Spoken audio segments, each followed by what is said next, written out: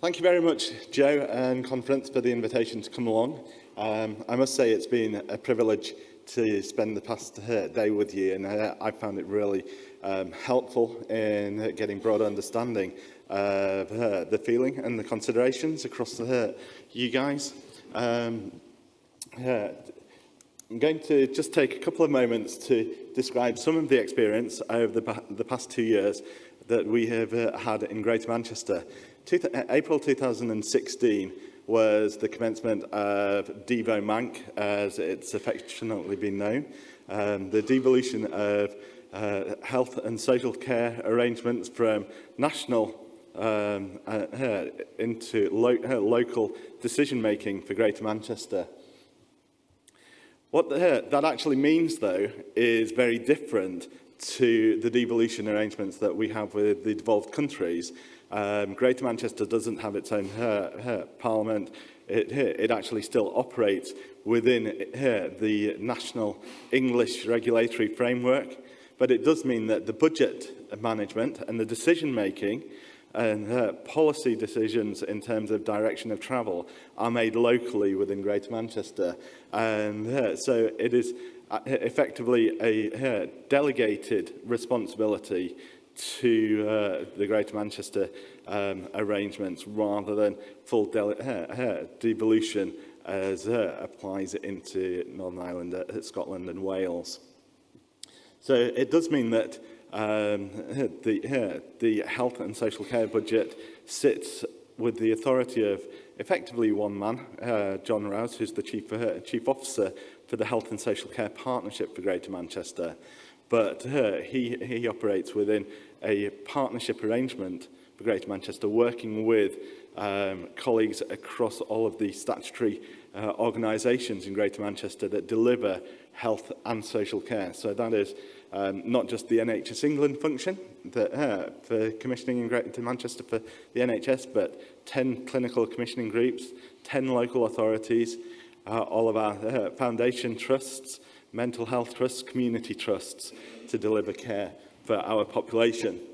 And as a system, Greater Manchester identified an ambition, which was in order to ensure the greatest and fastest possible improvement to the health and well-being of the 2.8 million citizens in Greater Manchester. That puts the population very much on a par with Wales.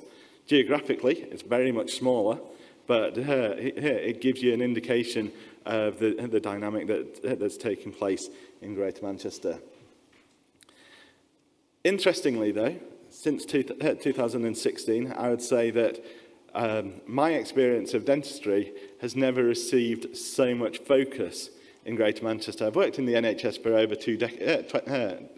2 decades. I've worked with dental colleagues for over 15 years. And there's times when I think, wouldn't it be nice to go back to the old days when actually no one was really that interested and we could get on with things? Because actually, as part of the devolution agenda, there was a real focus on what are the challenges that Greater Manchester faces.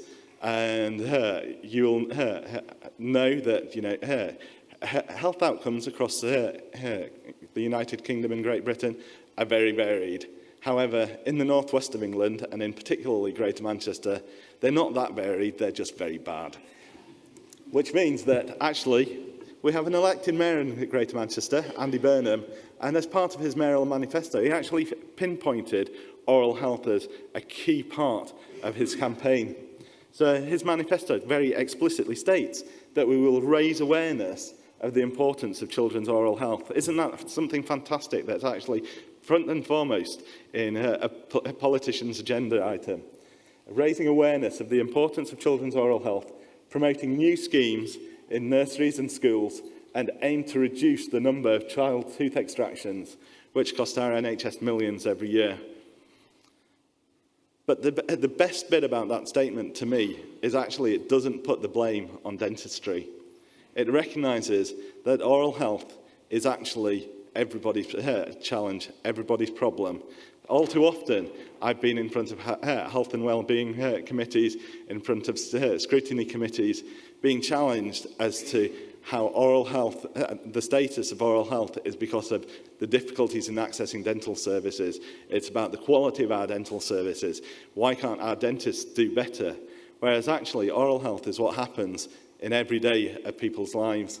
And so through the Greater Manchester Devolution arrangements, we've actually been able to really take forward that challenge of how to address oral health in the local community.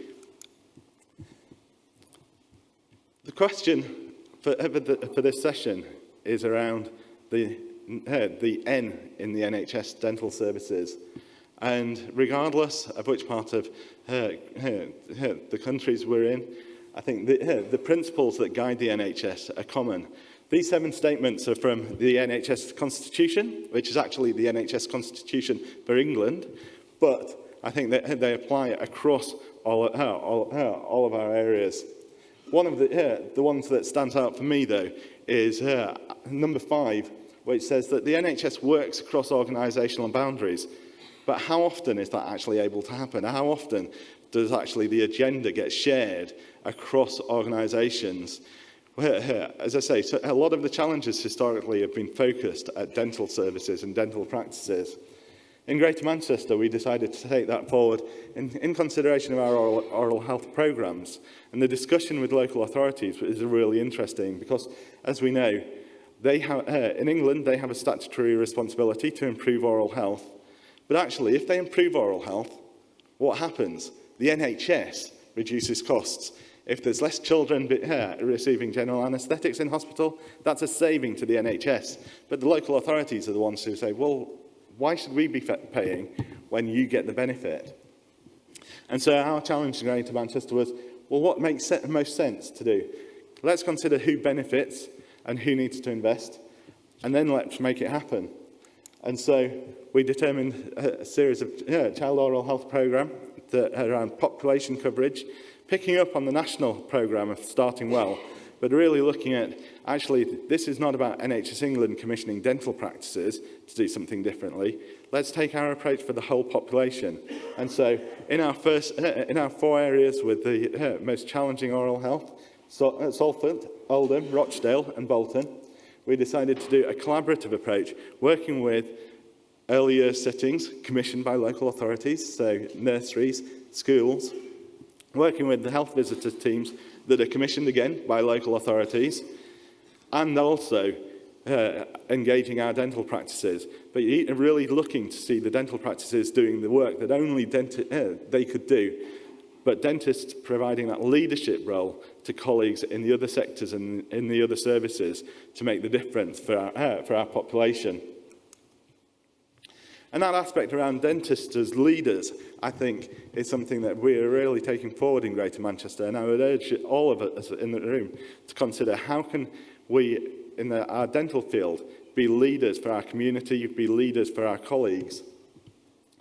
Here, there's a number of clinical pathways that have been reviewed. This happens all the time in the NHS. We constantly review how we can do things better. Sometimes we get it right, sometimes we don't. But actually, we had a programme of work in Greater Manchester around diabetes pathway. And there's the strong evidence base around the contribution of periodontal management and reducing periodontal disease to managing and stabilising diabetics. But initially, the people who were working on that diabetic pathway hadn't even considered dental and oral health because it was so medically focused. But we were able to get in there, have dentists engaged, and have identified as part of the pathway the dental oral health and access to dentistry as a key part to that. So it's not just medical, it's not just general practice, it's dentistry as well. Similarly, discussions around cancer. What is the dental and oral health contribution to the cancer pathway? And now moving into consideration around frailty in older people. And it's that recognition by the wider system of what dentistry has to offer and how oral health contributes to the well-being of patients. It's not just all about teeth. A lot of it is, but it's not just about teeth. Now, as I say, it means that dentistry and oral health has now taken quite a forefront position, quite a spotlight on it. and dentistry considered as part of wider primary care. The challenge is, what is the role of primary care in Greater Manchester? And the statement, primary care is now increasingly viewed as a core component. Oh, sorry, actually, I got told off once by having this slide because I got it wrong. It's actually, primary care is now increasingly viewed as the core component of an integrated community-based care system rather than a separate standalone entity. And that means that as dentistry, that's about being incorporated into the rest of health and care, not just operating in isolation.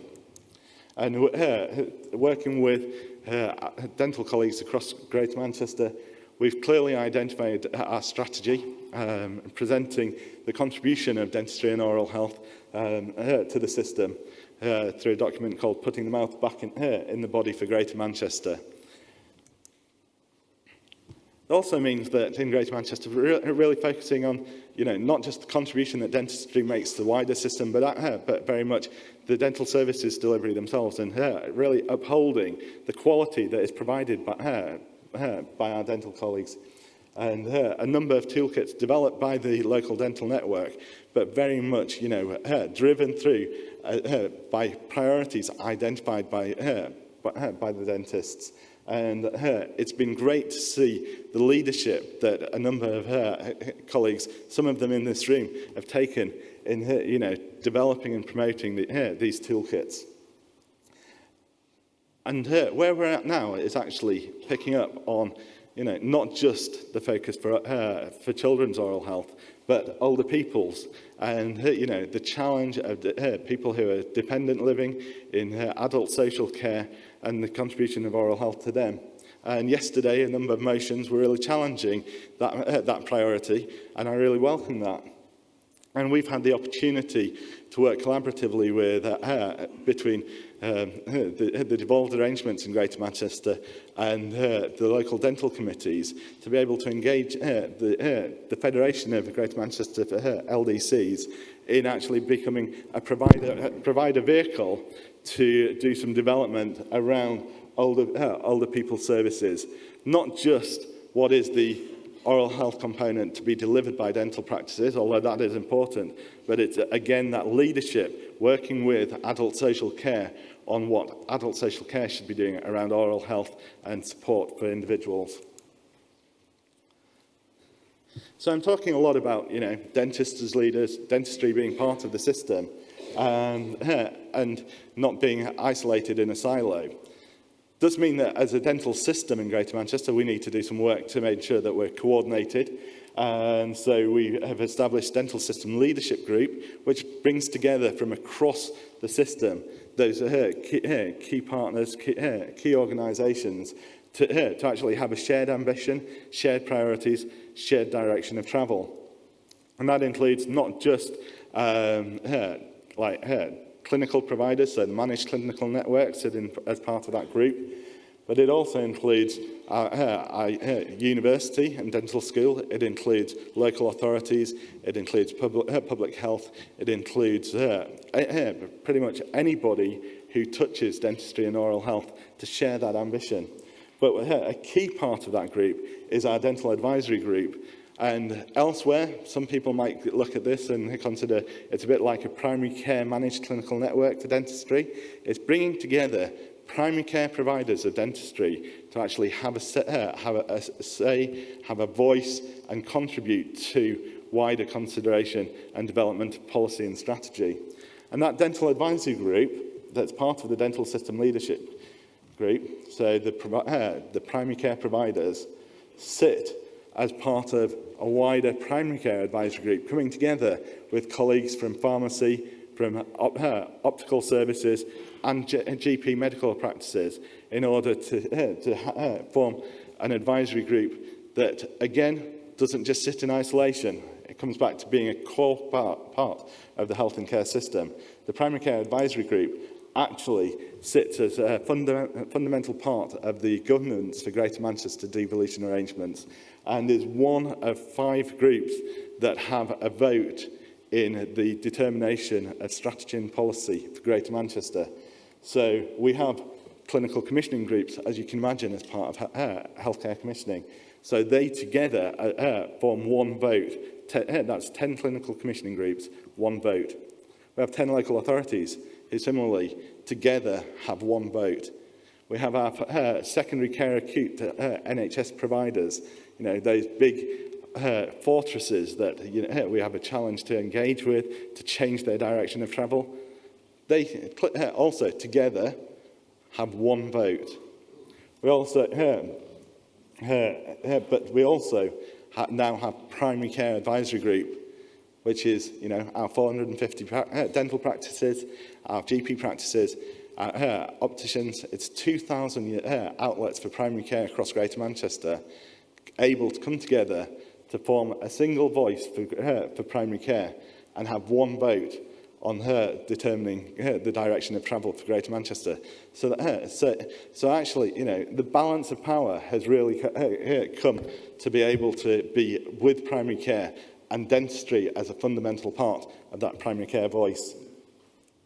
What I would say at this stage is that we haven't changed contracts. We haven't really challenged national regulation, because there's an element, even though we're 2 years in, we are only 2 years in, and there's the responsibility of stability, of keeping the wheels on the bus, making sure patients continue to get seen. But what we are doing is looking at how we approach things, and very much doing that in partnership with clinical colleagues, with dental providers, as part of our approach. So I would say that for Greater Manchester, devolution isn't about doing different things. It's fundamentally about doing things differently. Evidence-based, what works, is still what works, whether or not we're in Greater Manchester, we're in Edinburgh, whether we're in London. But actually, how you deliver it is determined by your local arrangements, local relationships, local dynamic, local workforce. And that's where we're really looking to take control in Greater Manchester. And if need be, challenge regulation, change contract locally, if that's what makes sense. But actually, we're doing that together in partnership. Thank you.